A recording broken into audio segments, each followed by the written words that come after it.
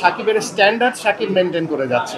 আকাজ কুকাজ করলেই এটা পেপারে আসা যায়, এটা দিয়েই ভাইরাল হওয়া যায়। সাকিবের ব্যাপারটা যেটা আমি বলি, সাকিব নিজে অনেক এফোর্ট দিয়ে এই পর্যন্ত এসেছে। আপনারা হয়তো তার আগেরটা জানেন, সে আগে অনেক এমন ছবিও করেছে যেগুলো ছবির মতো না, কিন্তু সে আস্তে আস্তে নিজেকে গড়েছে, এই পজিশনে এনেছে। একটা লোক নিজের চেষ্টায় এই পজিশনে এসেছে, যেটাকে আপনাকে ইগনোর করার মতো কোনো নেই। আপনারা যদি পারতেন, এখন ইন্ডাস্ট্রি অনেকে বলে তো পারলে আর একটা সাকিবকে বানান না, ইন্ডাস্ট্রি তো ডাইরেক্টরের অভাব নাই, প্রডিউসারের অভাব নাই, কই তারা তো কিছু পারতেছে না। এটা সম্পূর্ণ ক্রেডিট তারই। সে এখন চুজ করতেছে গল্প, সে এখন টিম রেডি করতেছে, সে সব কিছু করে একটা জায়গায় সে আসছে।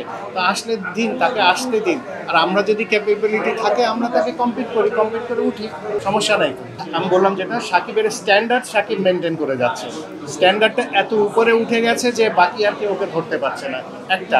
আর 2 নম্বর কথা হলো, আমাদের যেটা ইন্ডাস্ট্রির কথা আপনি বললেন, যেটা সংকুচিত হয়ে যাওয়ার কারণ কি, আগে ছিল একটাই জিনিস ছিল, আমাদের শুধু ফিল্মই ছিল।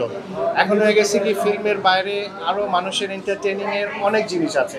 মানুষ ইউটিউবে দেখে, মোবাইলে দেখে, সিনেমা অনেকে যেতে চায় না, আদার জিনিস আছে, এন্টারটেন করার জন্য অনেক কিছু আছে। বাট ওই সময় আমরা যখন ছিলাম তখন আমাদের ফিল্মটাই দেখতো মানুষ, এই জন্যই মানুষ অতটুকু ছিল আমাদের প্রতি। বাট এখন ওই জিনিসটা নেই, এখন প্রপার জিনিস না হলে মানুষ আর যায় না। এখন একটা জিনিস কি, আমাদের সময় ফেসবুক ছিল না, এরকম মিডিয়াও ছিল না, এত কিছু ছিল না।